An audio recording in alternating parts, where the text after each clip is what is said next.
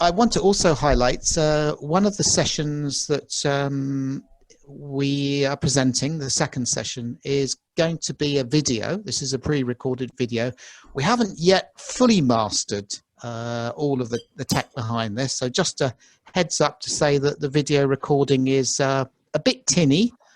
You'll be able to hear, so forgive us for the sort of the quality there. Don't have your microphone or your headphones on too loud. I think we can manage, but apologies for the quality there. So, without further ado, first of all, I want to introduce the directors of the National Forest Gardening Scheme. So there's myself, Richard Luff. There is Paul Pivsovich, you can see. We are also going to have Jane Morris and Philippe Guibert. They will be, Jane and Philippe will be leading the formal AGM proceedings, the second part. And then we've got two other directors who send their apologies. So that's Hannah Gardiner and also Joe McCrone. So there's six directors of the National Forest Gardening Scheme. So I'm now going to take you briefly through the structure of the day, or our morning. So first of all, we're starting off with what we're calling the conference part. And shortly we'll be going into two presentations. We'll be having a presentation from Nikki, that'll be a live presentation. And then there's Joe will be doing her presentation via a recording. That's 15 minutes each. Then we'll go into, Paul will lead us into breakout rooms, and there'll be a panel discussion that will feed in from that. So for the presentations, I'd ask you to put questions into the chat box, and we'll try to deal with those either by responding in chat or in the panel discussion afterwards. Paul will explain more when we get to that. We're going to be running a poll, and Paul will talk more about that. Then around about 12 o'clock, we'll be having a break for 15 minutes. Thereafter, we'll be going into the AGM part. So that's a sort of a report back in terms of our organisation. So the AGM part, and then we'll round up just before 1:30. So that's the overall structure. Just a note about timings. We're going to be running this quite briskly. I hope that this will be at an energizing pace. But I hope we won't leave you behind. We're trying to keep this within the time frame we've set. So hopefully that'll work for most of us. So a brisk pace. Okay, I think those are the sort of the intro points I wanted to make. Paul, is there anything that I haven't covered?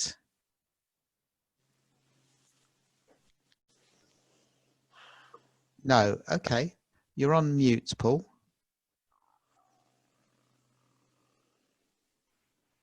Just having a cough. Right. That was pretty complete. Thanks, Richard. Great. Just admitting people as we go along. So it might be just worth, as Eloise joins us, just to say that you haven't missed much, but we're just about to get going. Great. All right, Paul, thank you. Would you like to pull up that first PowerPoint slide that I prepared?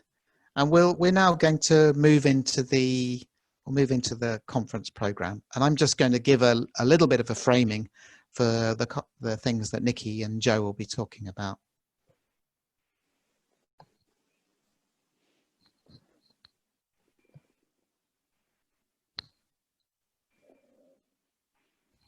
So hopefully we're going to see an image coming up here. Voila. Okay.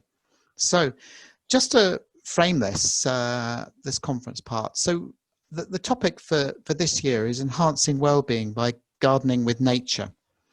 And I want to talk about it from my perspective and how I really became involved with the National Forest Gardening Scheme and how I see things. Just looking at the sort of the overlapping circles on the left here, this image, I think it's well recognized that for many people that we have a extraordinarily deep climatic crisis and ecological crisis. What is much less well recognized and understood and talked about is what I call a well-being crisis. The World Health Organization, in one of their reports a few years ago even, highlighted that by 2030, their anticipation was that mental health and depression would be the leading global disease burden. So there is definitely evidence, emerging evidence from experts that this deep well-being crisis that we're also in. And I see this as really about sort of a disconnects. There's something about a disconnect with self, and that, if you like, that is I see that as a spiritual dimension. Disconnects with community, disconnects with our community. We've become increasingly fragmented and individualized, atomized, and disconnects with humans of the rest of the ecosystem. And these three crises are all interrelated. So if you just click, Paul. So I just want to draw our attention to the paper that you'll find on our website. And this is a paper prepared by Hannah Gardner, one of our directors. And this brings together all of the benefits of forest gardening, the evidence base. And what she highlights here is that one of the benefits around enhancing well-being, connecting with nature, the benefits that you can see here. So we know that bringing people into nature is actually really important for well-being, and is something that can offset this well-being crisis that we are increasingly within. If you click again, Paul.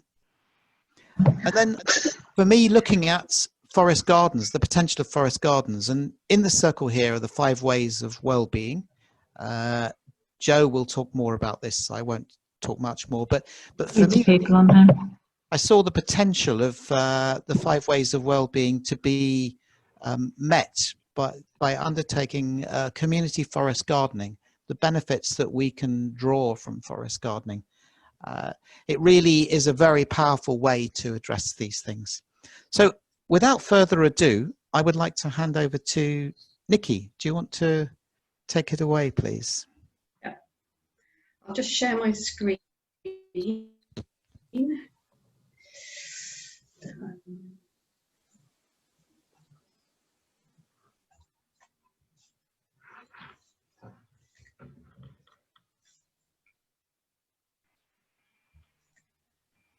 So is that visible to everybody? It Yeah. is. Yeah. Okay. So hi, I'm Nikki. Just a bit of background about myself. So I'm an A&E consultant, and also do a bit of primary care out of hours work. So that's my kind of background. And in terms of forest gardening, I really learned about forest gardening about a year ago when I went on an introduction to permaculture course at a place called Dry Arch Growers just down the road. I was really kind of captivated by it. And then over the summer with the forest garden seminars, that sort of really sort of kindled my enthusiasm for forest gardening. So that's my sort of background. But for this is just a 15-minute talk. And I've got a timer here that I'm going to put on so I don't talk for too long. So that's going to ring at some point, then I'll just stop. Yeah, so it's going to start off a little bit serious. I'm going to talk a little bit about the pandemic and my experience of patients and staff and their well-being. And then I'm going to link that to sort of experience in nature and then talk about the project. So the project is around setting up a forest garden at our local hospital, at the Royal United Hospital in Bath. So this is the crescent here, just to remind us all what a beautiful place Bath is. So this is a lovely bit of woodland glade there, and I'm sure as we all just look at that, we can kind of feel a sense of calming. So my experience of within healthcare through the duration of particularly during lockdown, really was seeing quite a significant rise in patients with mental health problems. For all sorts of reasons, whether it's due to the uncertainty of the time, whether it's due to the isolation, if you found yourself having to shield in your own home, being separated from family, just fear of the disease. So for example, my work as an A&E consultant, we've got an 8-bedded ward, and through the pandemic and ongoing, that ward can sometimes be, well, often is completely filled with patients suffering from either mental health or emotional crises. And this is quite different from before the pandemic. And again, in my work as an out-of-hours GP, I've been seeing far more, or having far more telephone consultations with patients suffering from mental health and emotional problems, often due to separation from their family members and friends. So that's my kind of sort of on-the-job experience of impact of the pandemic, and also for staff. So lots of mental health problems for staff, really around anxiety, worried about catching the disease. We all know friends and colleagues that have either had COVID and some that have died from COVID. And so that's a real reality for us, and lots of staff with burnout. So this is having a real big problem on mental health and well-being. But there were some positives. During the first bit of lockdown, we were blessed with having fantastic weather. We were able to get out and enjoy the sunshine and enjoy nature. And for myself, personally, I found a bit of woodland glade. This is it, a couple of miles away from home. And whether I was either on a late shift, so I would go to this place in the middle of the night just to sit and absorb the beautiful environment and listen to the owls hooting or the crows rustling about in the trees. And it was a fantastic way of just releasing the anxiety and tension of the day, just connecting with nature, and, getting that feeling of well-being. And I know that lots of people were doing that, and many people will have had similar experiences and used nature as a way of connecting with ourselves, just as Richard was saying, and getting that sense of well-being. And there are many reasons. There are sort of scientific reasons for that. There are 3 principal theories. So there's the attention restoration theory that tells us that it's easier to focus in a natural environment, that we're able to release some of those external pressures and connect with nature. There's the biophilia theory, which suggests that genetically and evolutionary, we feel safer and more at ease in a natural environment.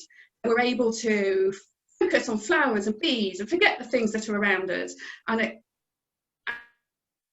enables us to it's sort of built on the fact that we probably evolved over thousands of years in natural and particularly in woodland environments. And then there are things like the help with our senses, so the rustling of trees, the smell that's released from the sap of pine trees, for example, has direct neuroendocrine responses for us. So we produce less stress hormones like adrenaline or cortisol, and produce more happy hormones like serotonin when we're immersed in natural environments. And probably lots of natural environments enable us to do this, but complex natural ecosystems such as woodlands or forest gardens enable us to do that more readily. So just a little bit about the project at the Royal United Hospital now. I've got 9 minutes left, so I'm going to have to hurry up. Basically, use of nature and gardening as a therapeutic intervention is not new. It goes back a long, long time. So this is a picture of the Royal United Hospital back in 2016. So this is when the hospital was moved from the centre of town and was deliberately moved out to the green suburbs around the edge of Bath, specifically so that the returning soldiers from World War I were able to use that natural environment as therapy. And there are stories of the soldiers gardening and growing vegetables, and that's all using gardening and exposure to nature as a therapeutic intervention. So it's not new. It's not new, but it's kind of forgotten. And here's a picture of, these are all the doctors and the nurses in 2016. As you can see, it's a lovely gardened environment. And you can also see all the doctors are men, so that's a bit problematic for me, really. This is the hospital now. So you can see it's massively built up urban environment now. Having said that, the hospital has got 2,000 trees within its grounds, and many of them were planted right back in 2016. So, you know, we've got tulip trees, we've got a Hippocrates tree, we've got this lovely tree here, which is a cedar of Lebanon.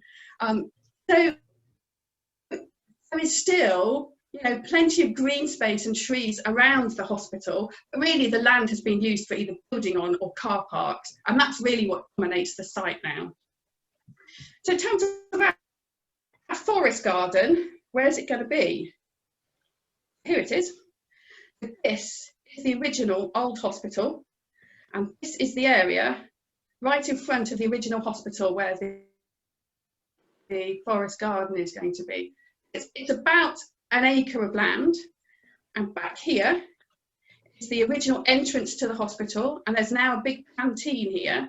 It's a staff canteen. The staff will be able to access the forest garden from here. So I just want to tell you a little bit about the development of the project. So this is where I might just talk a bit too much, so I've got my time again. So I guess back in sort of May, June time, I started to formulate this idea of developing a forest garden in the hospital, really as a way of enabling staff to live some of their values around sustainability, which we really are not able to do within the current work environment, and to enable staff to have a outside area of well-being where they can escape from the busy doing of the hospital for 20 minutes or so to eat their lunch and immerse themselves in a forest garden and just get that sense of being, and then become more available for their patients when they go back into the hospital. So I started talking to a few people about these ideas. The first person I went to was somebody on our wellbeing strategy committee, and she was really excited by the idea and took it to the committee. And they then asked me to put a concept brief together, and here it is. So this is the front page of the concept brief, and I quite deliberately made it look homespun. What I wanted was for this project to be owned by the staff. I wanted the staff to be the people that brought their ideas to the project, and we would work together as a community. I felt that community was a really important part of wellbeing, which is exactly what Richard said earlier. So then I just started talking to more people, just talking about the ideas, talking about sustainability, talking about wellbeing, connecting with people across the hospital. And gradually we built up a team. We've now got about 17 people on the team, but all of those members of the team are talking to people in their own work environment. And so there's quite a momentum going for this project. So on the team, we've got it's really diverse team from across the hospital. So we've got people from, we've got clinicians, we've got therapists, we've got administrators, we've got people from IT, we've got people from charities. Lots of staff members from across the hospital are involved in this. We've also deliberately gone out to our local community. We want to connect the hospital to our local community to a much greater extent. So that reflects what the hospital wants to do in terms of working with our community to deliver healthcare, rather than delivering healthcare to our community. We've deliberately gone out to local charities, local gardening charities that are going to support us. We've got, so for example, we've got a local charity called More Trees for Baines, and they're going to be contributing trees to the garden, and we're going to be growing trees for them to plant elsewhere in the community. We've connected with other local forest gardeners who designed the garden. The team had helped design the garden. So, for example, we went out into the garden space and took a great big sheet, and on that we drew on paths, and we on where we might have trees. We discussed how we would make the garden accessible for wheelchairs, etc., etc. So this project is owned by the team, not by me. I'm just there inspiring people and getting people going. But that's really brought us all together. An important part of well-being is that sense of community, and we've really endeavoured to deliver that. Where are we now? So, as you might imagine, we've not actually planted anything yet. So the planting will start in the winter this year with trees and stuff. But we've got executive buy-in now, so we've got sign-off for that. We've got a landscape architect, a local landscape architect who's working with us, who knows a huge amount about designing gardens for well-being. And so it's really great to be able to incorporate her skills as well as the forest gardening skills. And she's completely bought into the forest garden concept. So that's brilliant to have somebody with that expertise working with us. And we've got some local charities that are fundraising for us to buy plants, but we're also going to be getting staff to contribute plants, contribute their favourite plant, for example, into the garden. I think that's all I've got to say for now.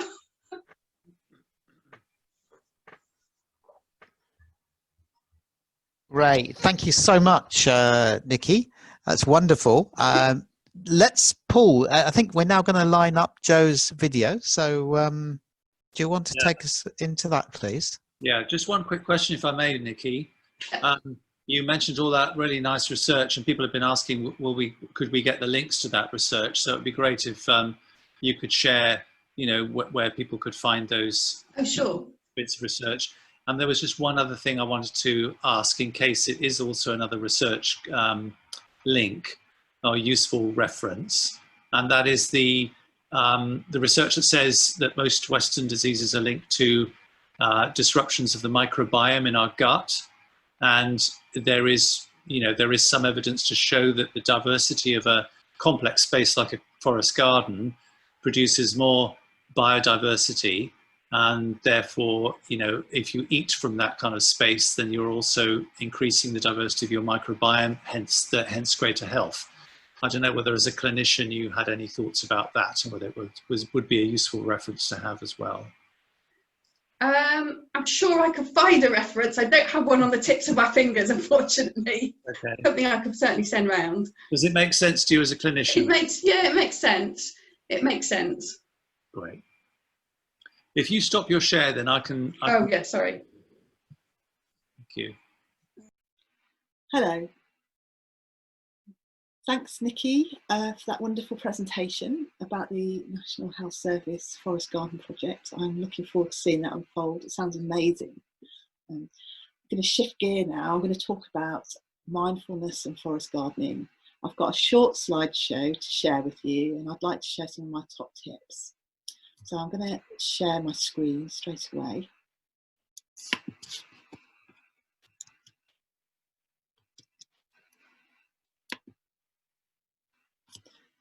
Okay. There's my daughter in a new forest garden in Hythe, learning to be a mindful forest gardener. So, what do we mean by forest gardening and mindfulness? I just want to pick those terms apart briefly, because that will set the context for the rest of this short talk. So this is a forest garden in Ramsgate. This is actually on a roof garden. No, it doesn't look like it. So mindfulness, what does that mean? And I think most of us think of it as like being present, being in the moment, and I think that's a good definition. But actually, it's got its roots in Buddhist meditation, and it's sort of taken on our imagination as a nice process to be mindful, to be present. But actually the word mindfulness is a bit misleading, because really we want to get out of our heads. Our head, our minds are busy, and often they're projecting into the future. So I just want to mention this, because the whole point of being mindful and doing this with forest gardening is to get out of our heads into our bodies. So then we go to forest gardening, which again, I think as a couple of words can be misunderstood. So what do we mean by forest, and what do we mean by gardening? So forest can be a close canopy of trees, but actually since reading Wilding, I'm rethinking about what a forest is. But anyway, in this context, and gardening as well, gardening tends to mean, people think of like lots of work, bare soil, lines of vegetables, and really it's quite the opposite. So I'm just going to turn this on its head. What I found really helpful is to think about gardening like a forest, a sort of term that Jake used, that I love. So I think of myself as gardening like a forest, and I often think, what would a forest do? And there's no such thing as bare soil, except for an unusual situation, but basically the soil's kept covered by leaf mould or mulch, and there's lots of birds and animals which are part of the gardening community, and so we want to do that sort of gardening. I'm going to add another definition in here of nature, because we are part of nature, and that's the incredible thing about this way of gardening, is that we are an integrated part of this natural system. And saying that we connect to nature awareness, it separates us out somehow. But just want to make this point that we are nature, and we are gardening. We are the forest garden. So that's some definitions put aside. So this is the key for me for mindfulness in the forest garden. As an activity is observation, and it's a core permaculture design skill. So we basically do 80% observation, maybe even 90%, and it's all about this really. So by observing, it means noticing. There's this brilliant I think it's a Chinese proverb, the best fertilizer is the gardener's footsteps. Well, the best fertilizer is the forest gardener's footsteps. And when I work for a client, I do a 4-hour session in a garden, and I will spend an hour and a half of that time walking around, noticing, observing. And it's just evolved. It just seems to be about an hour and a half, and it sounds like a long time, but we're actively observing. And we spend time doing as well the jobs that we see, but we need that time to notice where the garden is, what we can eat, what the birds and insects are doing. So we become very mindful, and often this walk's alone, quiet, meditatively walking around, connecting through our senses, which I'll talk about in a second. I'll talk about it now. So this is a forest garden. This is the Eden Project Forest Garden here, just in the car park, and they have a forest garden for well-being. In fact, they seem to have a series of them, very beautiful. And this seems to be one of the keys to doing this, is to, like I said, getting out of our heads, but getting into our bodies, into our senses. So, for example, smell. Smell touches our memories and accesses huge amounts of information. Our taste through foraging, through tasting the air. I mean, that's a key forest garden thing. I'm constantly grazing as I'm going through the leaves, the flowers, the fruits. And then touch is an interesting one. I've just added this to my repertoire. Just touching the leaves and the ground. As a gardener, we're touching anyway, but actively as a way of connecting and noticing and being mindful. It brings getting out of our heads into our hands. Actually touching is really, really powerful. Don't forget, we're still noticing and observing now. This is even before we started doing the active forest gardening bit. And then there's what other senses are there? Sight. Okay, that's our dominant sense in this culture, but we can play with sight and hearing. So with sight, we tend to be focused very much on one thing. So our stereo, our 3D sight dominates, but actually we have peripheral vision.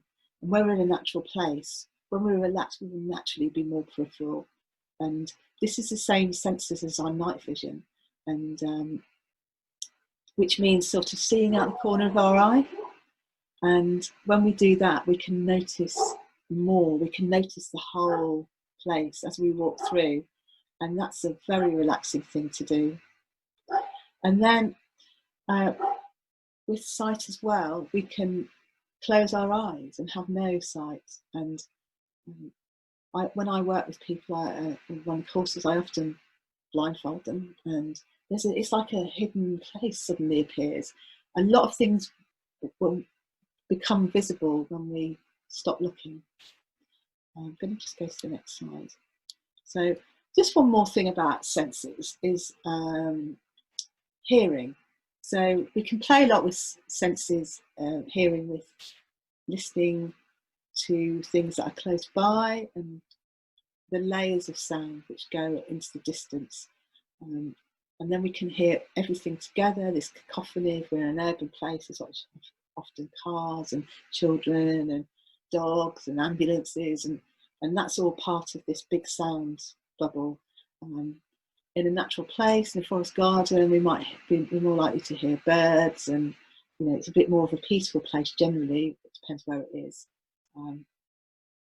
And then, so when we just play with our senses like that, these are all access points of ways of connecting deeper and deeper. Also mention that we have some other senses, like procreation, I think it is. So I've got them written down here. My friend Helen is very good at this. Proprioception, where I am in space. So we are aware of this, and that's another thing that when we tune into that, it's like we are a physical body moving through space. And then we've got our vestibular sense, whether we're about balance. And then we've got interoception, which is about inside our bodies. We're aware of what's going on inside. All of these senses are active when we're in the forest garden, and by utilising them as a forest gardener, constantly, tuning into those senses, we connect deeper, and we have access to more information. Oh yeah, I mentioned beauty because for well-being and mindfulness, opening ourselves to beauty is a very powerful, profound way to connect to a place. If you think about a beautiful sunset, it's often very peaceful to connect to that. It fills our senses, and we can do this in the forest gardening by being open to a flower, or I like watching insects, dragonflies, butterflies, beetles, all this. I always see strange things I've never seen before. Fascinated. I wanted to mention about the ways to well-being, because these totally apply to forest gardening, and there is the original 5 that the New Economics Foundation put together, and then there's a 6th one. Here, this is the wheel of well-being, and in forest gardening, of course, we've got our body being active, physically gardening, but like I said, the main gardening is actually noticing and observation. But of course, we might need to do a little bit of weeding, or mulching, or often one of the main activities is pruning back the paths, or noticing where the fruit, and harvesting, of course. Again, in that same garden, I might spend an hour and a half foraging a salad. Learning, we're always learning. It's almost like endless amounts to learn. We can think of the natural system as being like a library, and learning about permaculture, we learn to observe the natural system. And giving, we're connecting and giving back to the natural system, making it a place. We contribute to the garden and to each other, and connecting. It's not just about people, like in this picture, it's about connecting with all of life, and every tree, the soil, the creatures, the birds, ourselves, each other. connecting on all these different levels can happen in the forest garden. And then we've got to the most important thing for me as a forest gardener is to take notice. And this is the critical bit. I think this is the access point for all of this. The sixth one, which is a recent addition, is about taking care of the planet. That helps us feel well. We all know there's a crisis going on with climate emergency and biodiversity loss. Doing something positive feels good. This is a picture of the Plants for a Future site in Cornwall. I was there a few months ago and planning to go back there in a couple of weeks. And there's so much to learn. The Plants for a Future database is, for anyone doing forest gardening, it's a must-have database for accessing information about all perennial plants. Hugely brilliant. And I'm always learning about new plants, and there's so much to learn. Just wanted to add that in there. And the last, finally, is about just acknowledging some of the benefits. When I started doing the research, I suddenly thought, oh my God, this is really profound. So this is about resilience on so many levels. You know, this could be the way we produce food in the future, which helps biodiversity come back and regenerate. But it's also about calming our systems down, and mindfulness and well-being. We need to be relaxed for the immune system to work. So interestingly, following on from Nikki's talk about the NHS, when we're stressed, which a lot of us are in our everyday lives, me included, we go into our sympathetic nervous system, which is all about fight, flight, and all the hormones like adrenaline and, you know, other things. And it takes us a while to get to slow down and relax. Probably about 20 minutes, apparently, we can do it naturally, get everything to calm down. But knowing that the other side, the parasympathetic nervous system, as it's called, or rest and digest, needs to be active for our immune system to work. Shocker. Really important to acknowledge this in this context, especially as we're in a pandemic. So by relaxing and calming ourselves, we are able to heal and be regenerative ourselves. So that's a really important thing to remember. This is in Graham's Bell's beautiful forest garden in Scotland. Yeah, so that concludes the talk. Feels like a very short dip into well-being, you know, mindfulness and forest gardening, but very interesting. It's basically really super good for us, and is knowing these benefits more really inspires me. And finally, if you haven't already joined the National Forest Gardening Scheme, please do. Thank you. That was that concludes our two talks, and we wanted people to have a chance to discuss what they've heard. And so we thought we'd offer an organising question to do that, to take you back to your locality and to focus that question on its potential, given what you've heard, but also your own experience will come in here, and your own ideas will come in here. So here's the question in the chat. What's the role a forest garden could serve in your community? What potential in that community could unfold? What becomes more possible? So we're going to suggest going into breakout groups for a short conversation about that, which might stimulate some questions that we'll be putting back to a panel of Nikki, who's going to join, Nikki, then Joe, who's going to join us at 11:30, and also Richard, to see whether we can get a bit of an open discussion going. So I'm going to put us all into breakouts now, and see how you get on with that question. I will do that. I'll do that now. So we're going to, you're going to have about 12 minutes or so. So I shall put you into breakout groups now. Enjoy your conversations. Welcome back, everyone. Right. Okay.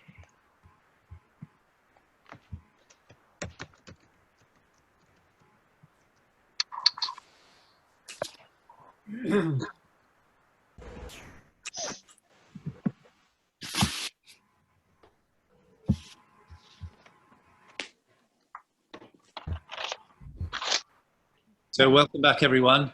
It's always a little crude, isn't it, that shepherd's hook that yanks from one space to another.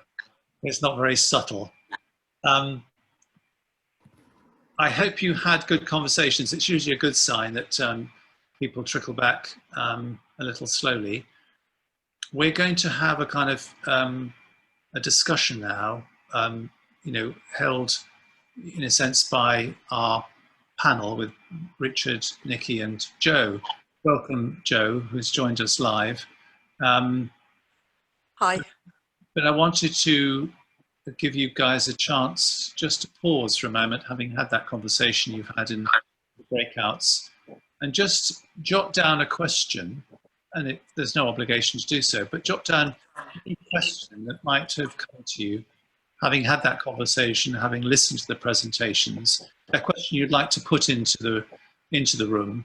And then we'll pick up the themes. Obviously, we don't have time to answer every question, but to pick up any themes that are emerging, and then we'll put those to our panel as a way of starting a bigger discussion. We'll run that till just about 5 to 12, and then we'll head to a break before we go to the AGM business itself. So give yourself a moment, jot down a question, and when you're ready, put it into chat.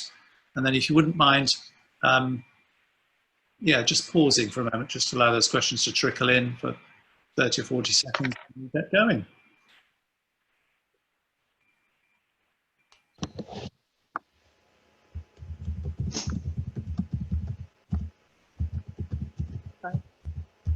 Just to let everyone know, I'm in Margate Community Garden and it's very windy and cold here, so it feels like winter. I might keep my video off to save battery.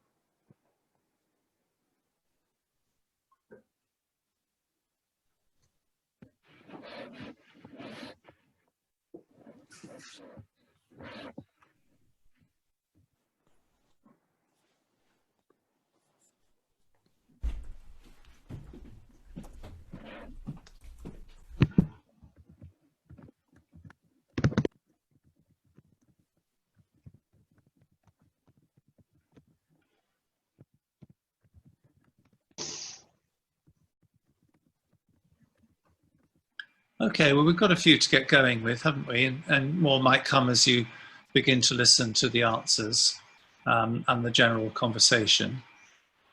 So it seems that there are quite a few about the NHS, so I wonder whether we could get going. Nikki, I'm sure you don't want to be seen as the final word on the NHS, but you're going to have your own insight, aren't you? So I think that there's stuff around, what's the scope for more of these in hospitals and how intrinsic can they be given health and safety questions? Any thoughts on that? So I was just talking to Erica about this. I think there's great scope to have them more in hospitals. So hospitals, the NHS has to deliver on certain sustainability criteria, so biodiversity, carbon sequestration, and we're inspected in relation to that and get grades in relation to that. And forest gardening and forest gardens tick so many of those boxes. Basically, our sustainability team absolutely jumped at the chance of a forest garden once they understood all the ways that it could deliver on climate change and carbon sequestration and biodiversity. We're probably a little bit over enthusiastic first, saying they would develop the whole of the hospital grounds like a forest garden.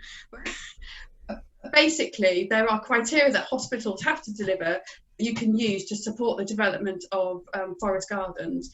The other thing to think about is that there's phase 1, phase 2 and phase 3 of COVID recovery, again, that healthcare systems have to deliver, and phase 3 involves delivering well-being for staff.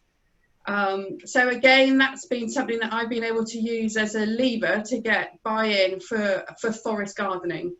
So I think there's quite a lot of ways to sort of manoeuvre forest gardening into hospital environments.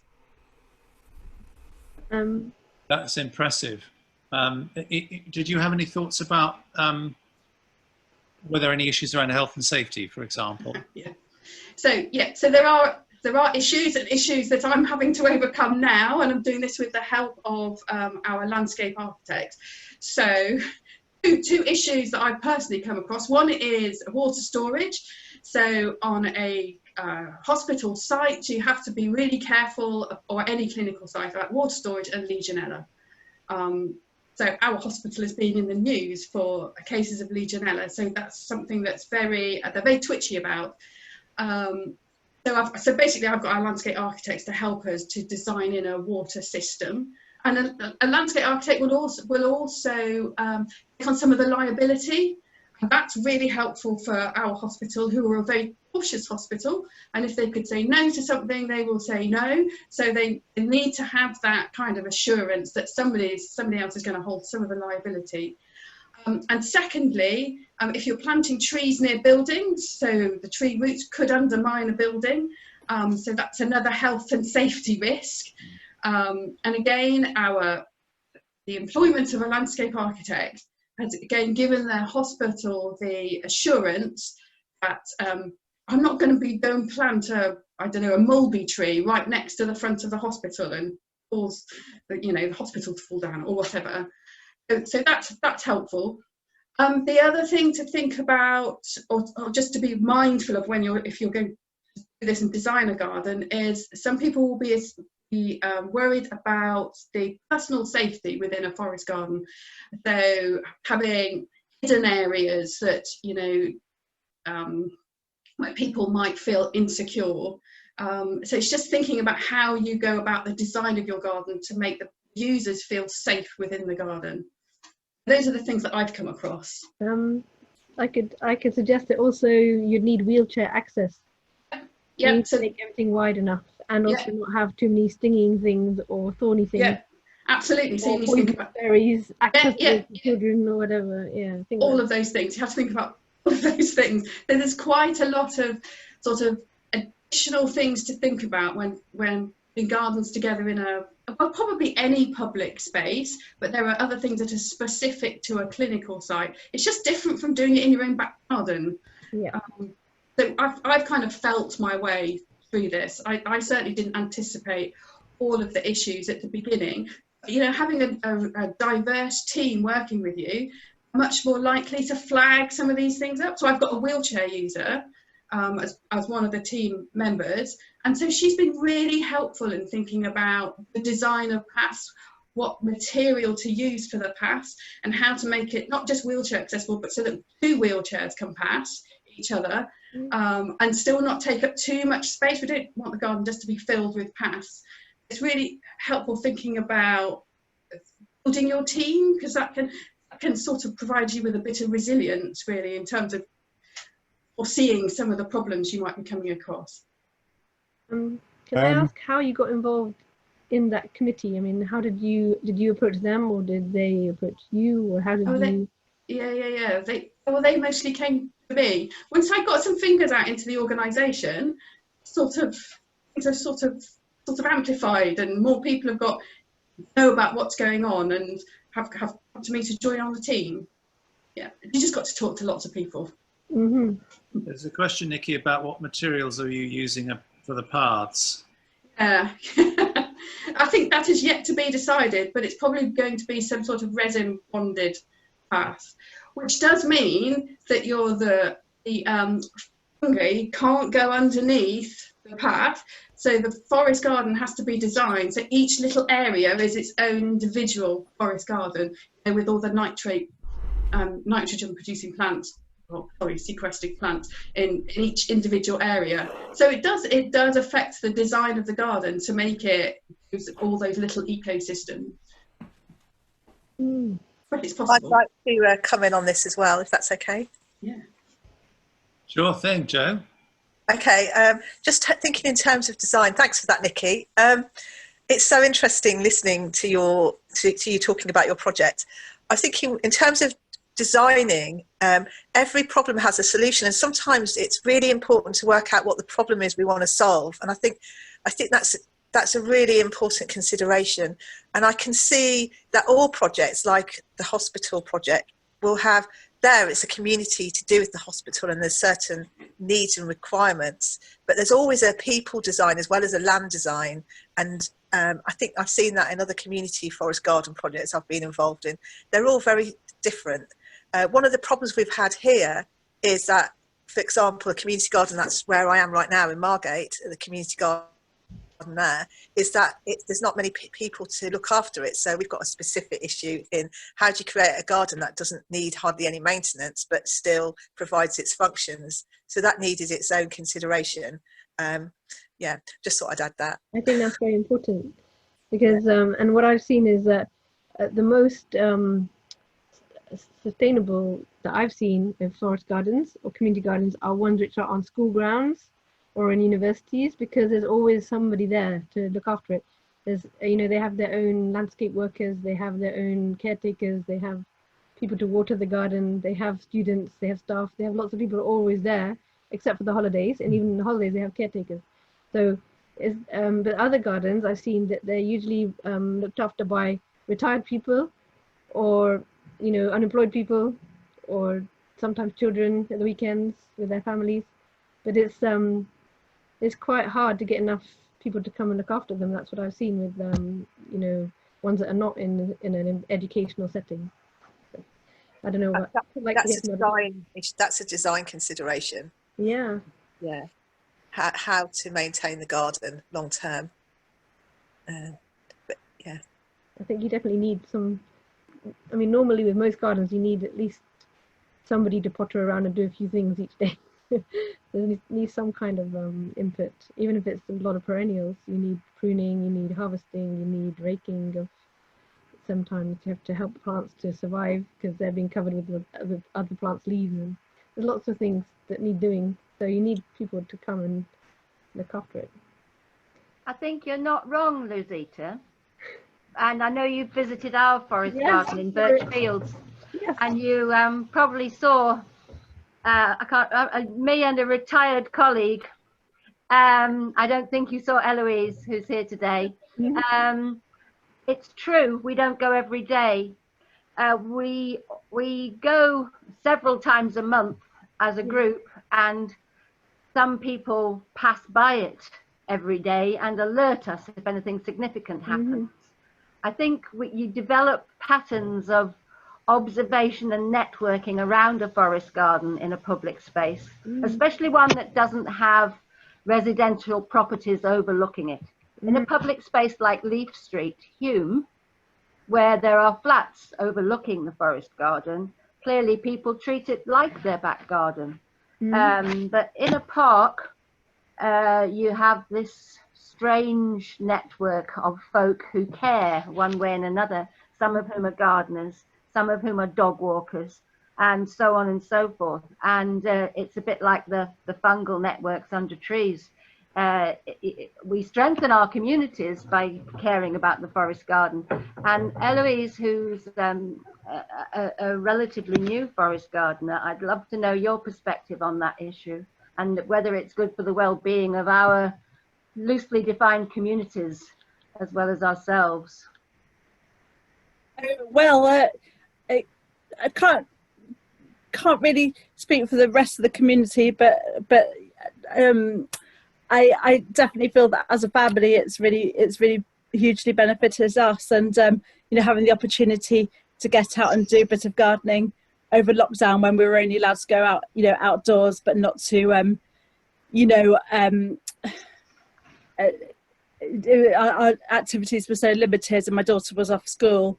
It was really therapeutic, and yeah, I've previously there was an allotment project where we brought a group of refugees onto that, and it wasn't a forest garden, but it was a therapeutic gardening project, and that was hugely beneficial for the refugees that came down, and all the volunteers that were involved as well. So yeah, no, I think it's great when we have a meetup. It's definitely made me feel more part of the community. I've only been involved really for a few months, and that was something, yeah, that's really benefited me and the family. Yeah, I think the only thing is when it's at times of drought, when it needs watering, it's sometimes hard to get to organise for like people to come down and water it regularly, because it needs so much watering in you know, times of drought and hot weather. But yeah, I think it's great for community cohesion, definitely. But I'd like to involve more people from like the external community, like minority ethnic groups as well. But yeah, I'm not sure how we do that exactly. So there's lots of conversation, isn't there, about the practicalities of it, and including the community, all of which are really, really important. I wonder whether this speaks to your question, Nigel, about resonance, and perhaps also to Joe, to your interest in mindfulness. What do you think, if you could put the question to you, what's your sense in which the mindset of the forest gardener is a really vital part of forest gardening? And would you make a link between that mindset and mental health? Wow. Can you ask the question again, please, Paul? Yeah. So what's different about you as a forest gardener in how you approach your gardening as compared to gardening in a community garden or in a regular, ordinary, normal, shall we say, garden that people might recognize? Okay, and I'll include community forest gardening here. I see that we're part of the system. We are part of we are the forest garden. I think that's an important distinction. So everything gardens, and it's like we're tweaking it so that we're just another element that's gardening there, as well as the insects and the hedgehogs and all the other bits and pieces. They're only the ones that are in the Did you want to come in, Nigel? So the thing that I was going to add was that as a gardener, one of the key things we want in terms of yields is to harvest. And I think this is where a lot of needs can be met. When we go into harvest, I've noticed this as a pattern, say with Martin Crawford. I'm sure that's one of the reasons that he goes to his garden so often, to harvest his food and other things that can be harvested and processed. And when he's there, that's when things get noticed and maintenance tasks get done. And I can see the same pattern with community. When there's lots of apples, that's when the juicing happens. That's when the jam making can happen. And at different times of the year, there's different things going on. So I think it's about celebration as well, and integrating that. And it is all a celebration, and it feels good to be part of it and to garden in this way. I think it's because, and I didn't get this across in the presentation I made, it's like going back to our wild being. We're still hardwired like a sort of a human that would have been around pre-agriculture, and I think that's why it feels so good, because it's more natural and normal for our systems to be like this, to garden in this way. Yeah, so I think that's why it feels so good, and it's just naturally I think I made the term mindfulness equal well-being. But mindful means being present, I think, in that context. Right, I hope that answered the question. Thank you, Jo. That's great. Any further comments on that? Just to pop in that I think it's about harvest celebration, and part of that can be the propagation, the sharing of the cuttings, making sure we're getting the joster berries planted wherever rather than just disposing of things. I think too often propagation is seen as a very narrow range of things, particularly just seed sowing and grafting. And we need these propagation workshops as well as the apple days when we juice and so on. Thank you, Jane. I'm wondering, you know, the way that Jo was talking about that this is how we naturally garden. We're going back to something earlier in our relationship, if you like, with the natural world. I wonder whether there's also a healing dimension to the idea that the garden gardens us. And I don't know whether, Richard, you had any thoughts on that. You know, you've been taking this overview of well-being in relation to forest gardens. Do you find that there's a kind of, in a way, a kind of reciprocal relationship that has some sort of impact on how you think about yourself in relation to nature? If I think about my experience, Anthony and I were down our forest garden on the allotments in Oxford just a few days ago. But if I think about my life, that it's when I've been immersed and attentive and present in nature that I have really felt the most profoundly rejuvenated. So there's no doubt in my mind from my own personal experience, and the evidence base is ever stronger to show this. It's what we intuitively always knew. It's just now we've got the proof of this as well. So be in nature, this and connecting in an intentional way through the process of growing, cultivating with others in community and observing. It's a very different process for me. There's no doubt about that. Thank you, Richard. That was lovely. We have just a couple more minutes before our break. Would anyone like to share any observations, to raise any burning question that they'd like to raise for our presenters? Anthony, you haven't had a chance to get in yet. Unmute yourself first, though, won't you? Thank you. Yes, I just, what I'm hearing is people talking about foraging as deeply, as a means of feeding ourselves that's deep in our DNA. And I definitely see the forest garden as teaching people how to forage, and that is a different relationship with the world around us, because we're saying, oh, we can eat, and we know what we can eat and we can't eat. So that's a great deal of, I think, the important learning for people through forest gardens to the wider world they're living in. Super. Penny. Nice to see you, by the way. Am I muted? No, I'm not muted. You're not. Yeah, we've got a really lovely example that's been going in Notting of bringing different communities together, particularly around the time of wild garlic, because the wild garlic in a couple of local parks, which are in very low income areas, is so prolific. And a local forager, as an experiment, just offered some free foraging courses just to see who would turn up. And she had to divide it into 3 sessions because over 40 people came to each session. And just the conversations that came out of that, of, you know, sharing recipes with each other, recognizing what else was growing with the wild garlic. So that opened conversations about bluebells, about Spanish bluebells and English bluebells, looking at the canopy and the various trees that were growing. And it was just a really, really natural way that we could then educate that group about what they were seeing, just literally on this walk and gathering process. And that kind of conversational learning is extremely powerful and doesn't really feel threatening in any way. And then after that group, we then shared some soup, we shared some pesto, we showed how easy it was to make it.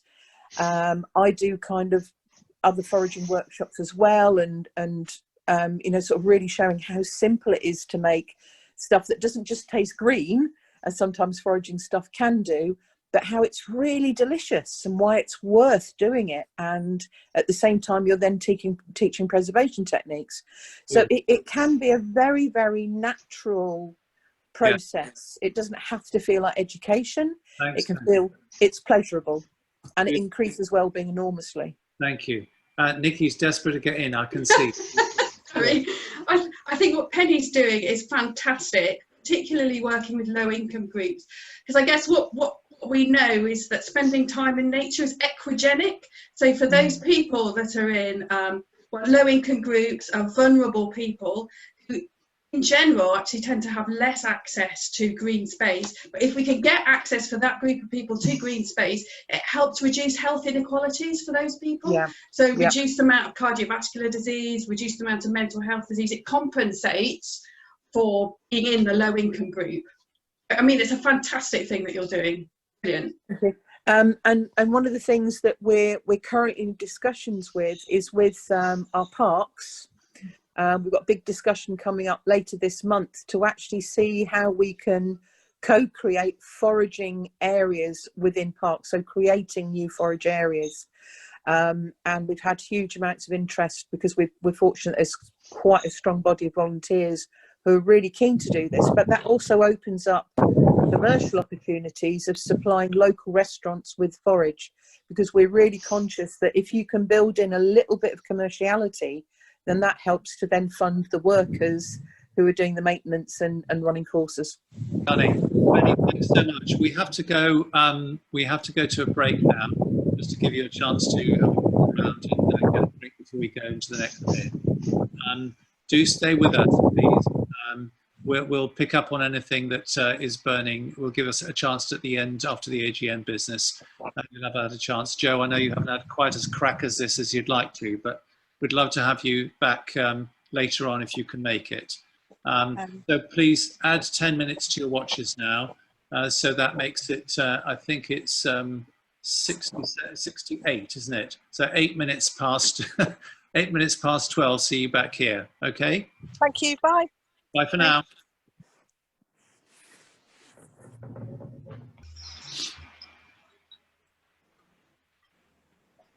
So those of you who may just have joined us or rejoined us, we're just doing a short poll to get clear, if you like, on our direction as an organisation for the next year. Is there an opportunity to put more emphasis, in other words, on health and well-being when making the argument for planting more forest gardens? And if you could answer the poll, then we'll get a sense of whether we are resonating with something that's out there in the system, and also to get a sense of what nature and level of support might you be able to give towards this goal.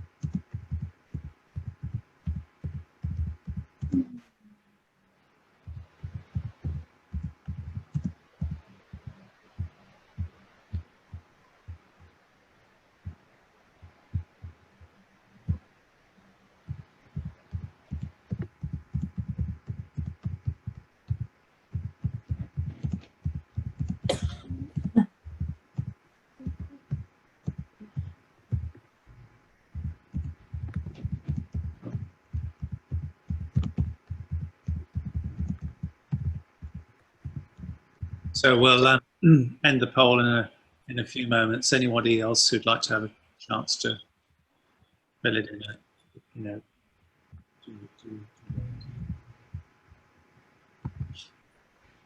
Okay,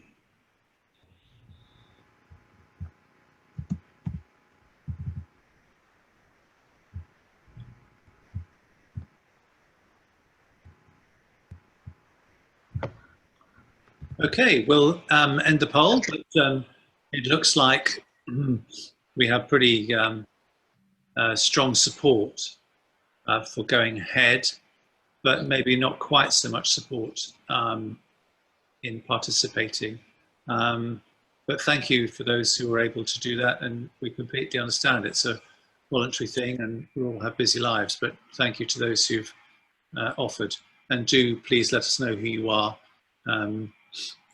in the chat at some point during the rest of the session today. But I'm going to end the poll now, and we're going to hand over to Jane and to Philippe to tell us about what's the National Forest Gardening Scheme been up to for the last year. You get a chance to comment, obviously, and then we will draw the threads together and finish just before 1:30, as Richard has said.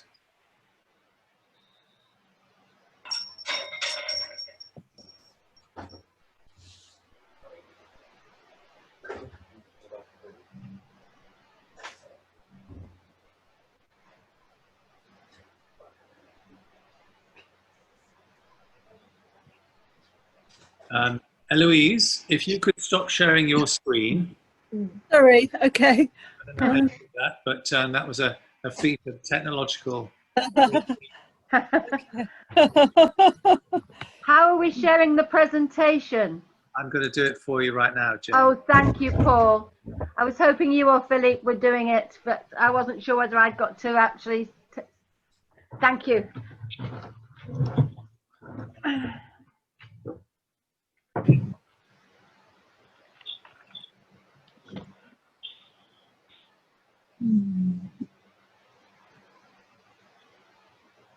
Maybe in view, Paul, I'm not sure. Yeah, there you go. Yes, it is. Thank you.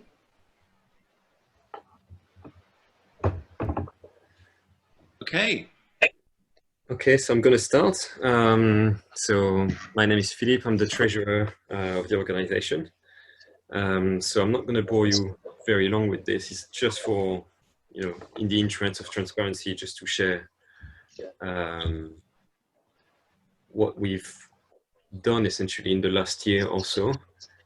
So we've been officially a CIC for just over a year, but we were already operating beforehand as a shadow board, and we organized an AGM in 2018 before becoming a CIC. So we already had a bank account with money coming in at that point. So that's what the first line of the table is saying. So we've had sales through tickets and expenditure through organizing the AGM. So we were left with about £59, which was declared into this tax year as an income.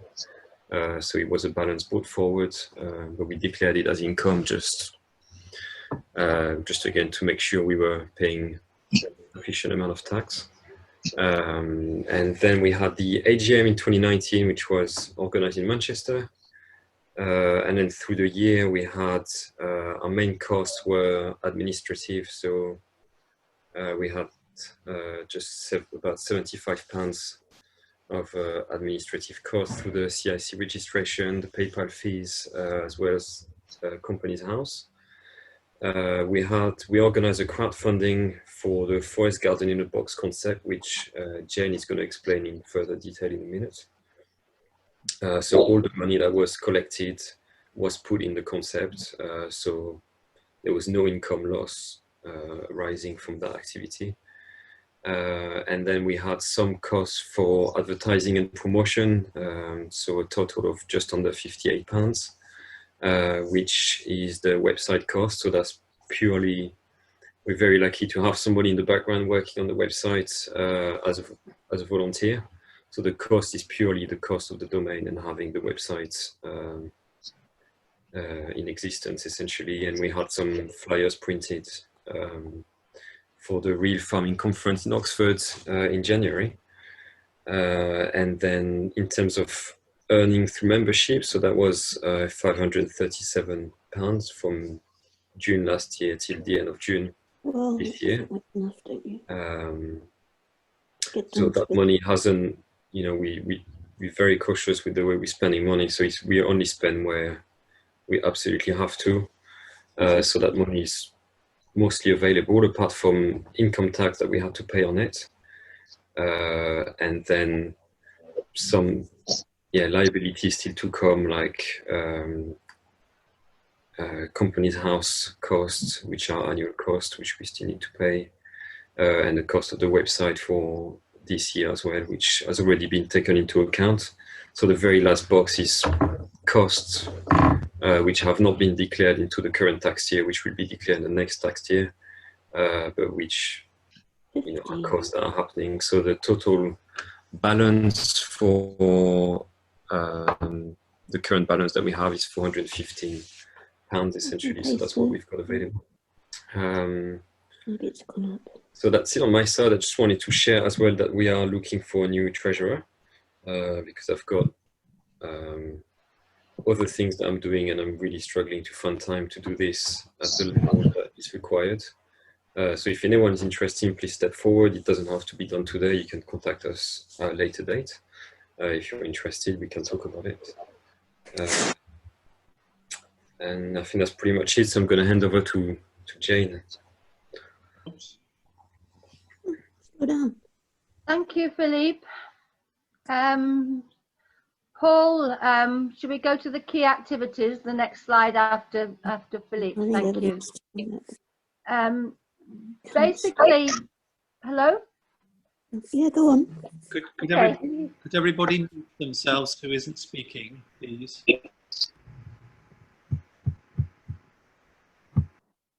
Okay. We had to report to Companies House now that we are a community interest company, and we had to fill in all the boxes on the form about our activities and our impact. And this presentation that I've put together summarizes what we, the directors, put into that report to Companies House. I've tried to integrate the different things that we wrote collectively. I did the final edit of the narrative that went in there, and I hope I haven't missed anything important. It is very much focused on that year from up to June, rather than saying much about what's been happening in the last few months. So the major activity, because of lockdown, was the free webinars. And I will list them all a little further on. But the other main piece of work that was done was written up by Hannah as part of her master's degree, because she's been studying at the Centre for Alternative Technology, and she compiled the evidence on the benefits of forest gardening. And we also used that as a briefing for councils, all sorts of councils, particularly city, metropolitan and district councils, on the multiple outcomes of forest gardening or food forests. She found more in the literature about food forests than about forest gardens, but I'm sure you'll all agree with us that they are much the same thing, and the term tends to reflect the scale rather than anything else. The biggest project that we had was, of course, the Forest Garden in a Box, which was kick-started at our last AGM with the workshop at Hume Community Garden Centre.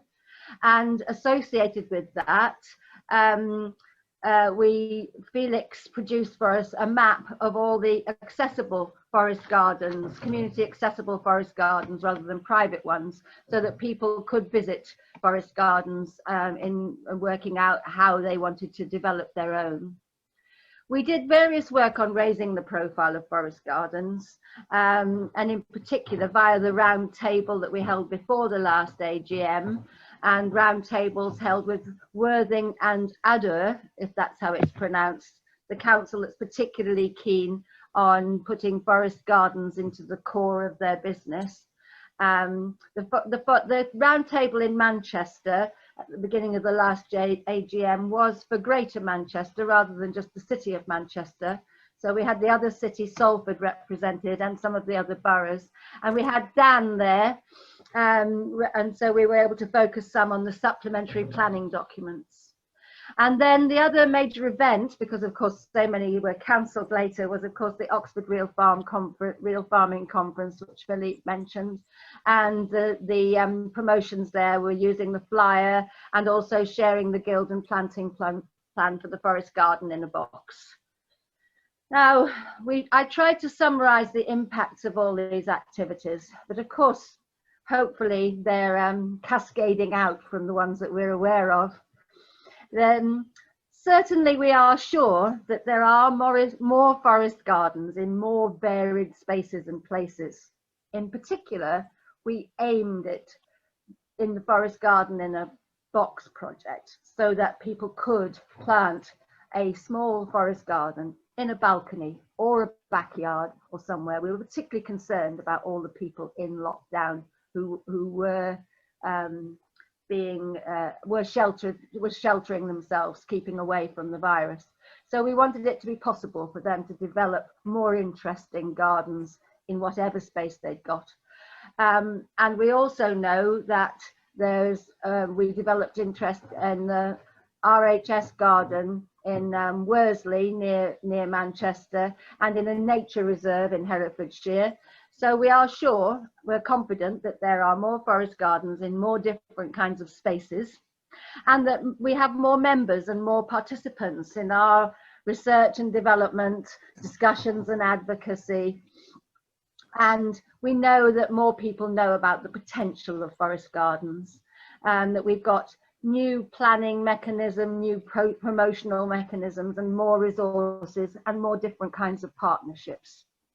So the knowledge has spread about forest gardens' abundance, about the ways of managing them in all sorts of miscellaneous spaces, from the 3 by 3 meters or 2 by 5 meter spaces that we thought the typical forest garden in a box could go out into, to how they could be managed still in the pandemic. I worked quite hard on that because I was determined to keep going to our public forest garden, even though a lot of the guidance suggested that we shouldn't be gardening in public spaces, that we should only be doing very specific kinds of activities for our daily exercise during lockdown.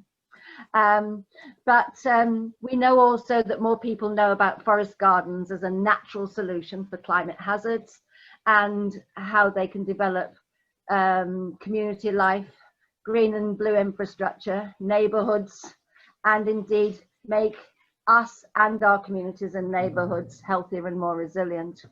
So our members and associates are learning together, supporting each other's forest gardens, and the people who access our forest gardens are extending their practices in gardening and foraging. And individuals, families and communities are getting more fresh, nutrients-dense foods and herbs. Although I have to say a fair proportion of our produce in public spaces is going to wildlife and harvested when it's underripe, but it's going where it's most needed. So the first main activity, as I said, were the free webinars, which went brilliantly. I wished I'd got the numbers of how many people had participated, but I'm afraid I prepared this presentation a little bit too late with a little too little time. But I'm sure that we had more people participating in the webinars than we would have done in any face-to-face meetings. The first one was on medicinal forest gardening. It was Simon Miles, and the guilds of a forest garden were presented by Thomas Remeres. Was not the second one. I just put the two shortest titles in a row to get it all fitting into the pretty boxes here. Joe's was on permaculture principles of forest gardening and how to forage a super salad. The one I helped present was on how and why to advocate for forest gardens in your area. That was Dan the Plan, Hannah the literature reviewer and fellow board member, and myself. Then we had one that focused on ground cover in our forest gardens from Rakesh Rootsman, I think is his nickname and the name he's known by. And there was another one on the easiest way to get started with a forest garden by Jake, whose surname I've forgotten. Sorry, Jake, are you there? And then we had a tour of Marston Forest Garden in Oxford from Anthony and Richard, who I know are both with us. The briefings that were produced on benefits of forest garden and the multiple outcomes of food forests or forest gardens were produced through Hannah's research with support from all of us in the board and her other associates within the scheme, and particular contributions from Joe McCrohan, who is our new board member who joined us. He's planning to do a PhD on matters to do with forest gardening and quite political aspects to do with spatial justice and the like. So she acknowledged him as the other contributor to an actual completed paper. The work was aimed at not just councils, but all agencies with the capacity to create new forest gardens or food forests. Many of which we've discussed in today's seminar, and how it obviously can include many public service agencies and community and voluntary sector agencies who have miscellaneous grounds, as well as the obvious landowners. And basically it builds the case for more forest gardens because of how they contribute to the things that Nikki mentioned so eloquently this morning. Biodiversity, balancing the carbon budgets, ecosystem services, health, well-being, education, and to a lesser extent, improving nutrition and contributing to economic development. I'm afraid we've got the potential for forest gardens impact showing clearly there, rather than evidence of forest gardens effectiveness. Hence my putting those into italics at the end of this slide. Now, the Forest Garden in a Box project really did have the plants in a box at the workshop at our last AGM. Some of you will have seen the photograph of Thomas speaking at the last AGM. And if I'd been putting photographs into each slide, that would be the one here. Because we had the box with the patterns on it, the patterns very like those around our presentation. And we had the typical apple tree focused small forest garden guild, all laid out on a trolley beside the box. And they're in the straw bale classroom at Hume Garden Centre.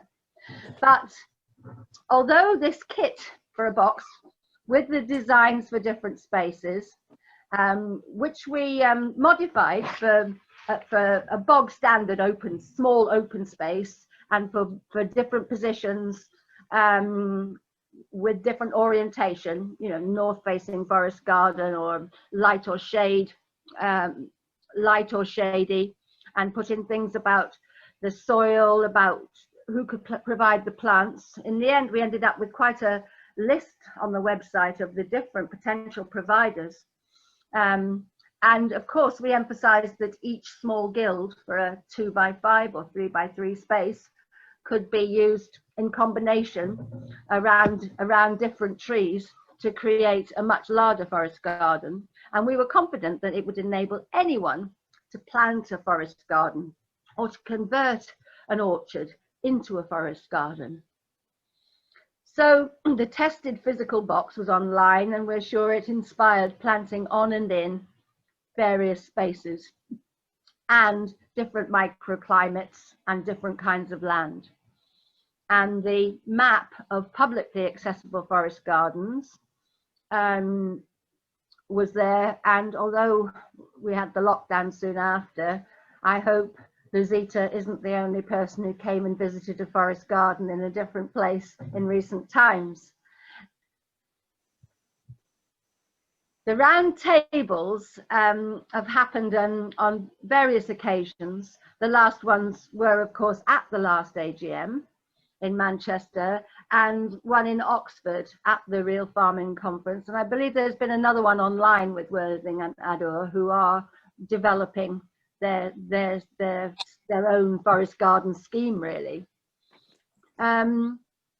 We had various networks represented at our last AGM in particular. It was interesting that we had the Greater Manchester Environmental Education Network and Permaculture Networks represented, but also an initiative called Ignition, which involves all the Greater Manchester councils, the 2 cities and the 8 metropolitan boroughs, and their combined authority, the Greater Manchester Combined Authority, and their partners included the universities and the Environment Agency and the Royal Horticultural Society, who were directly represented there by Claire Drury. And she was hoping to host a meeting for our Manchester Permaculture Network for us to see the developing forest garden there. That hasn't happened yet.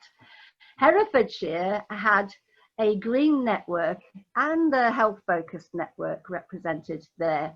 And it was them that went on to establish a forest garden in the nature reserve. I wonder if Richard's still with us. I think it was Richard Urbanski that was a key driver for that to happen.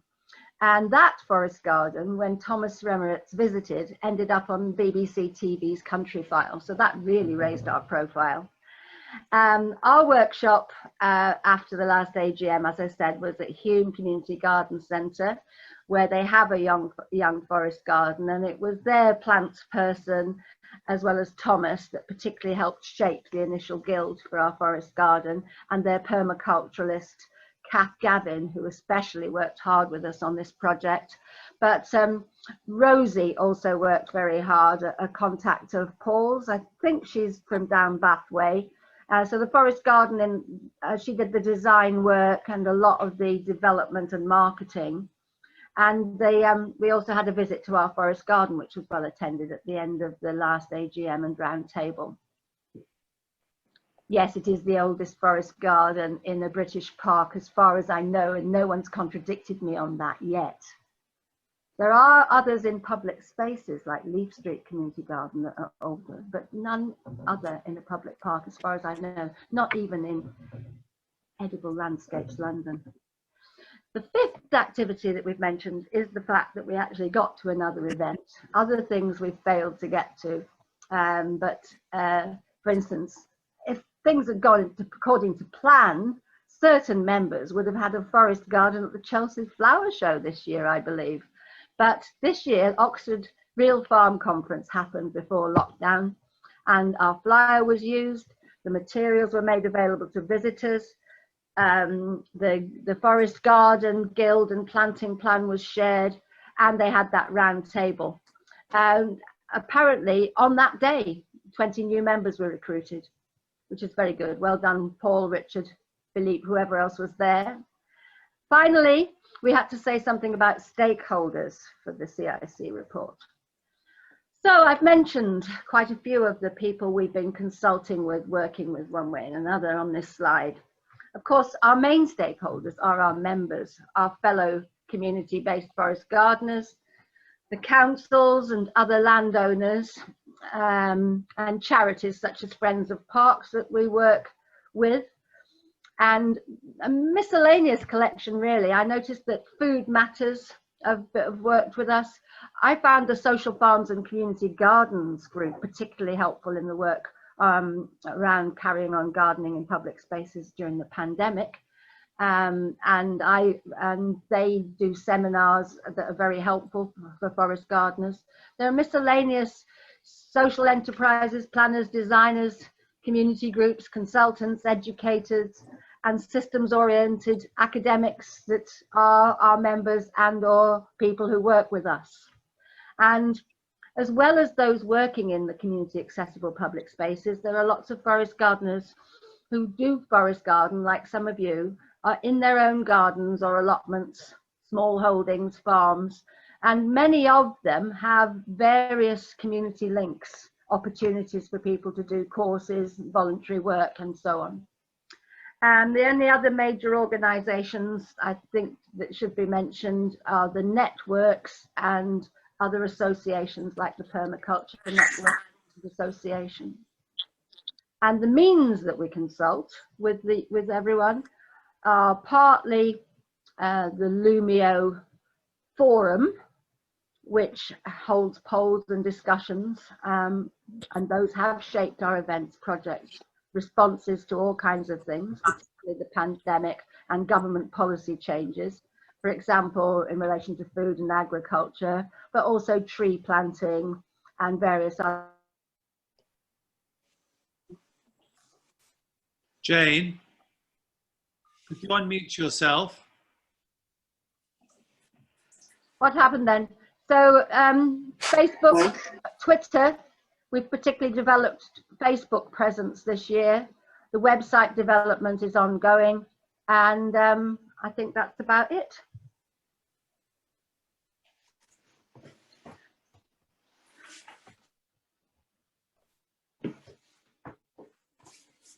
Thank you so much, Jane. That was a very fulsome report, and congratulations to everybody who stayed with that. That was there was a lot of detail there, wasn't there? This is your chance, in a sense, to hold us to account as a board.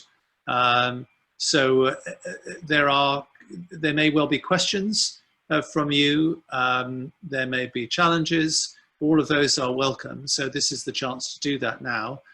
Following which, there are only two things left in this session. One is the election of proposal and seconding and electing of new directors. That's a fairly swift process where we'll use the thumbs up process, and then we're tying together the threads, and then we finish. So firstly, let's kick off with any questions of clarification and accountability in terms of our responsibilities as directors.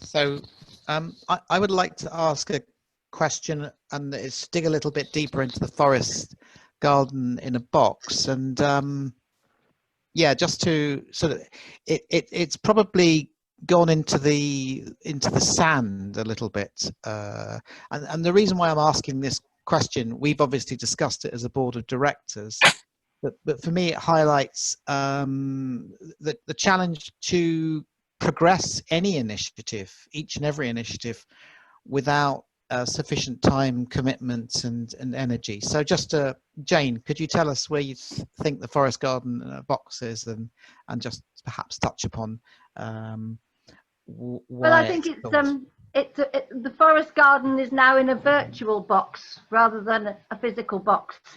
I was always unsure about the packaging business anyway. And the Hume Community Garden Centre, one of the plant providers, could deliver even during lockdown all across Greater Manchester. I'm not sure whether we found a range of providers that covered all of our area of operation. But the fact is that it is not a real boxed gift that one is likely to send to someone for their birthday or Christmas present or whatever. I hoped it would be. And maybe a few people might actually do that. But certainly it's inspired people to do things, to realize what they can do on a balcony or in a yard, where we're absolutely confident of that. Of course, the Risk Roof Garden, Forest Garden, was already doing that in many ways, I think. So it's a challenge to work out how we propagate whole forest gardens rather than propagate fruit trees and fruit bushes and sow the right seeds that will self-seed, etc. Not a very good answer, perhaps. Just to clarify, there's been a question in the chat, can we actually buy it? No, you can't. It's we had that intention initially, and we had a really nice box designed, and we soft tested it at Hume Garden Centre, the centre that Jane mentioned, but that didn't go so well even before Christmas and even before lockdown. So we decided in the end, in terms of resources, to put it online. Nikki, you've got a question. It's not a question really, just a statement. I don't think you should be too disappointed. Okay. what you've achieved with the Forest in the Box. It's been really difficult during COVID to do really practical stuff. For me, as a kind of relatively junior forest gardener, it's been really good to go to and look at the guilds and to get some ideas and some inspiration from the guilds that you put online. So that's been really practically helpful for me and probably for other people. That's great to hear, and it's really down to Jane's really hard work in doing those designs and making sure those guilds fit into different spaces that we've got the diversity we have. Based on Kath and Thomas's work, Kath Gavin and Thomas Remmert's work on the initial guild, yes. I modified them for different spaces.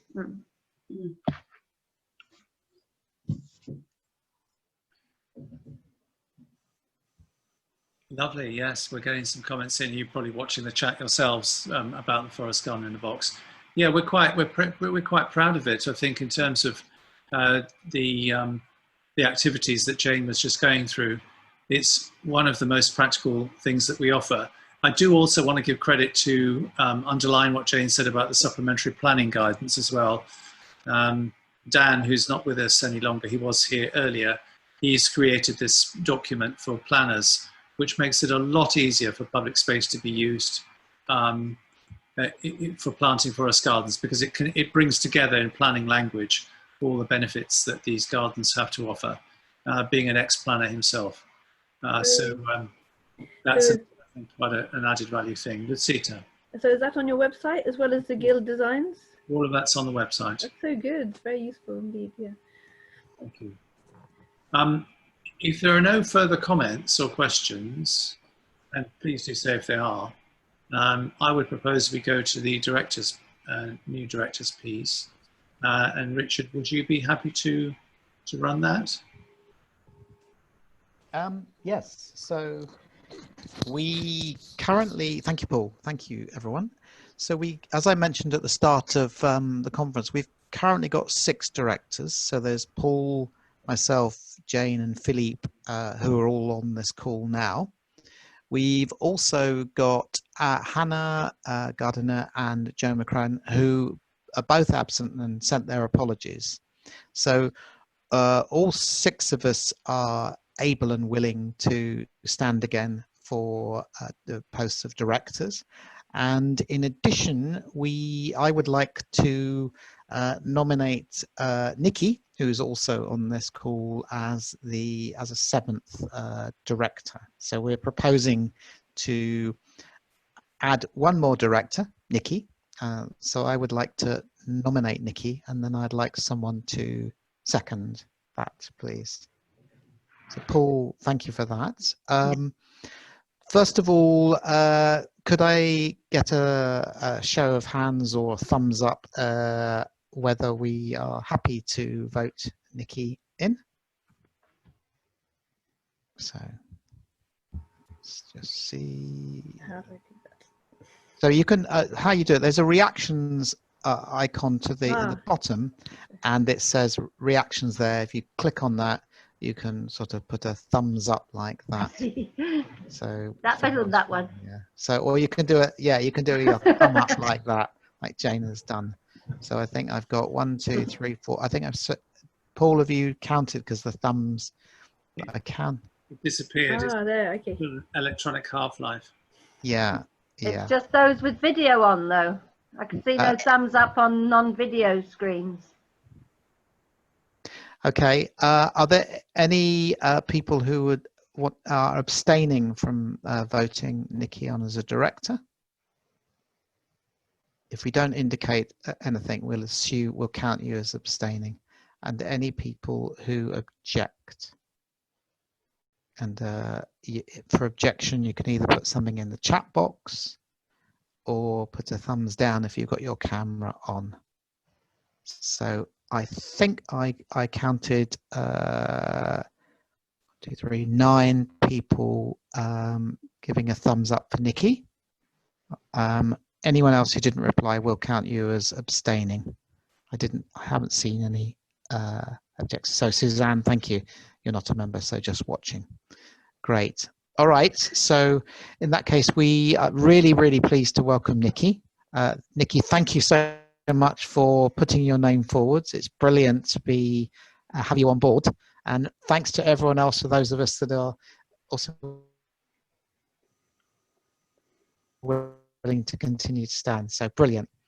Great. The point that Philippe made earlier, Philippe has done a great job and is doing a great job as treasurer. He's really keen for someone else to step forward. So please do put out to your networks if you know of anyone who is wants to be a member or is a member of the National Forest Gardening Scheme and who has the right sort of background to take on a treasurer responsibility. We can co-opt people at any point in the year, so it doesn't have to be here and now, but we're particularly keen to get someone to step up so Philippe can step down. But thank you, Philippe, for being willing to continue. Great. Paul, are there any other points I needed to cover now? I was just going to take the opportunity in case anyone was moved to step forward as a new treasurer, that they'd be most welcome to do that.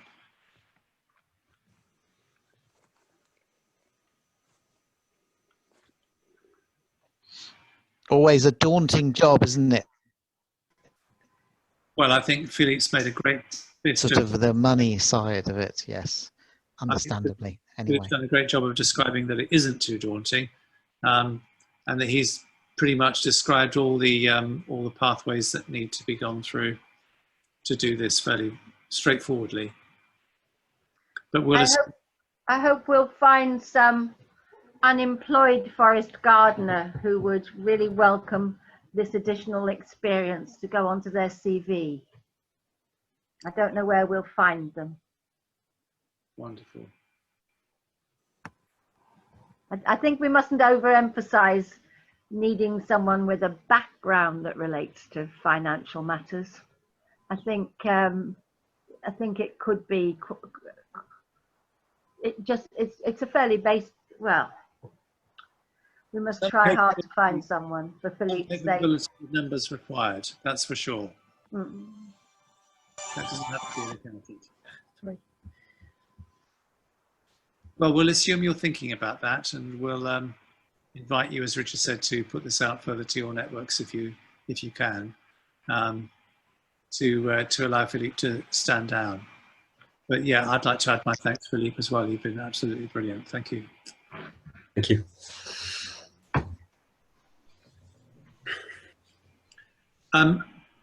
Well, that concludes the sort of official business of the AGM.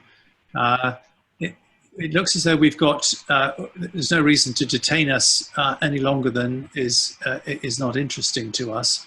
So what I would propose is we just draw the threads together for the next 10, 15 minutes or so, and then make an early finish, if people agree. Mm. Okay. So anything that you would like to raise or share that hasn't been, or you haven't had a chance to do that so far, thoughts that may not have actually come up,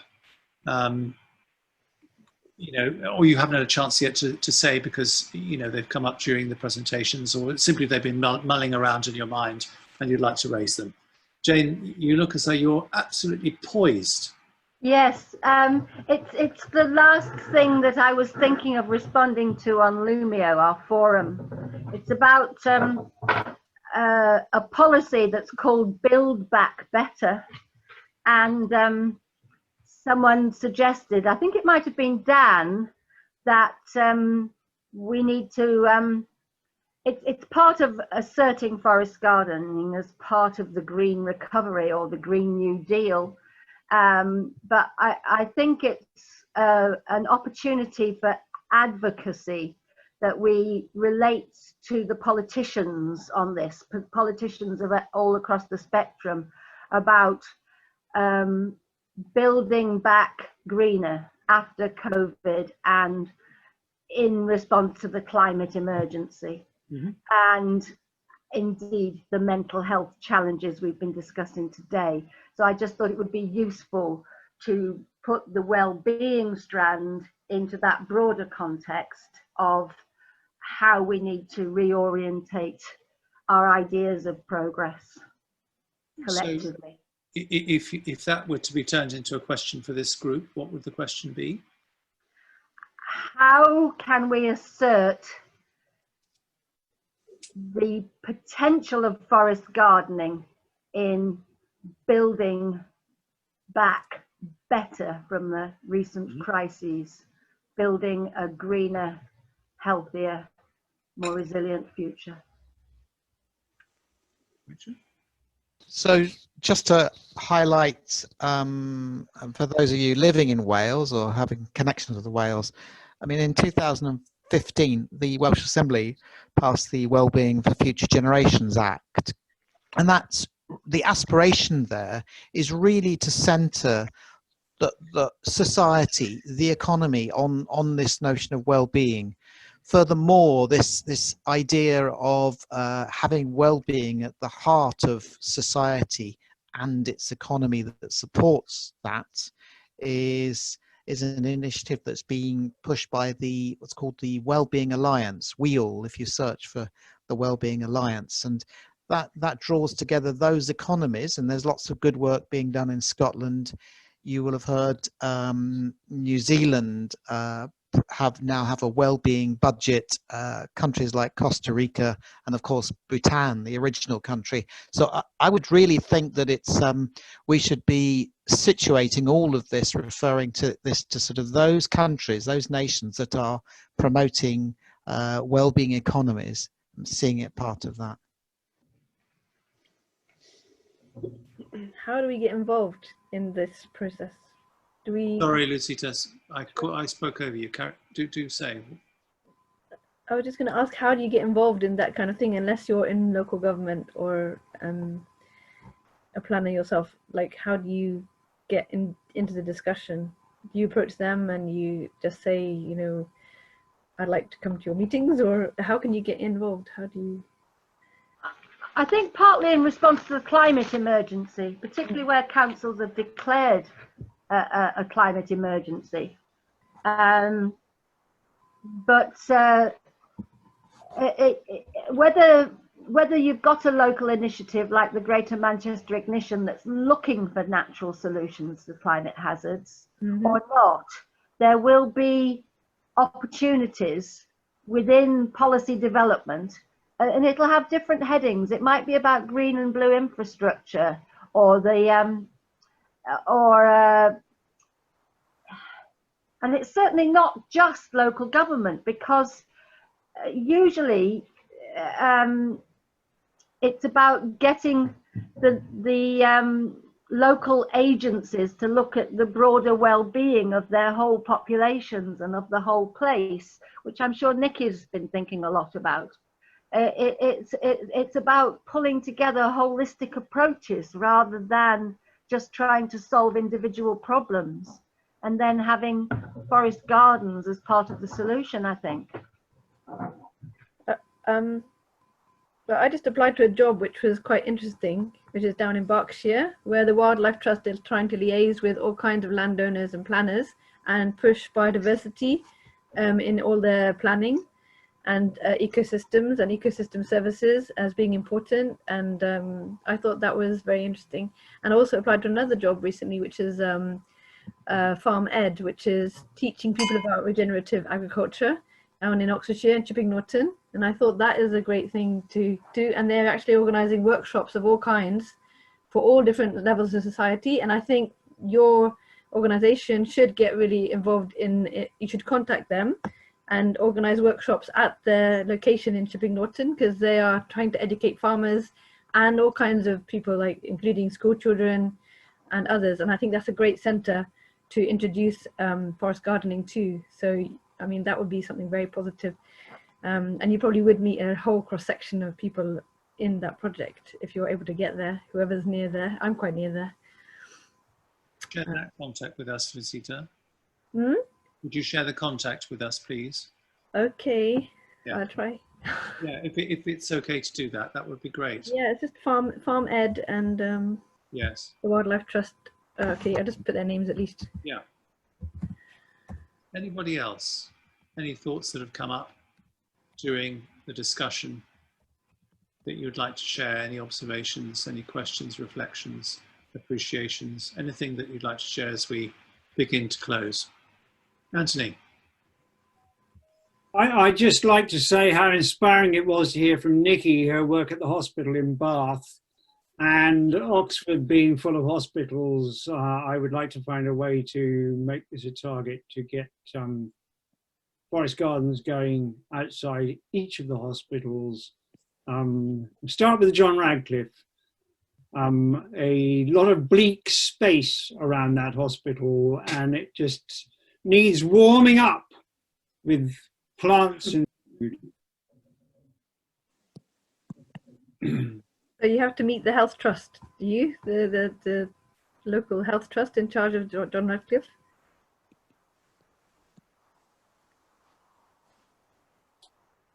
Lots of work to do. Find a little way in somehow. Just don't let's get overloaded.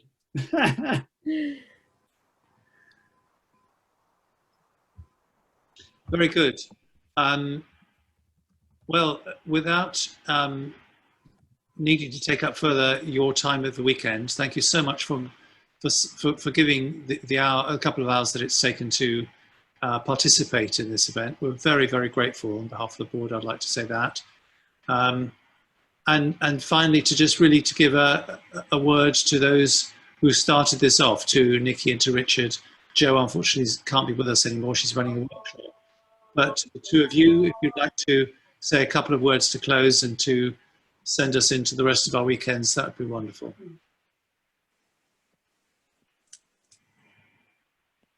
Nikki. Shall I go? Yeah. Well, I'm sitting here and I'm in my summer house with a blanket on and a hot water bottle, but I'm looking out at a beautiful sunny garden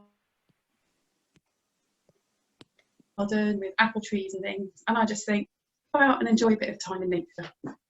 Thank you. Thank you. And thank you for stepping up as a director. Super to have you. Yeah, so I think I go back to that slide I showed at the start about reconnecting. So it's like reconnecting with ourselves, with those around us, and the rest of the ecosystem. And this is fundamentally about, everything is interconnected. We've lost sight of that in our busyness. So let's reconnect. Thank you. Thank you very much, everyone, and goodbye. Thank you. Thanks very much. Bye. Thank you. Thanks for coming. Thank you very much. Love to see you all. Bye.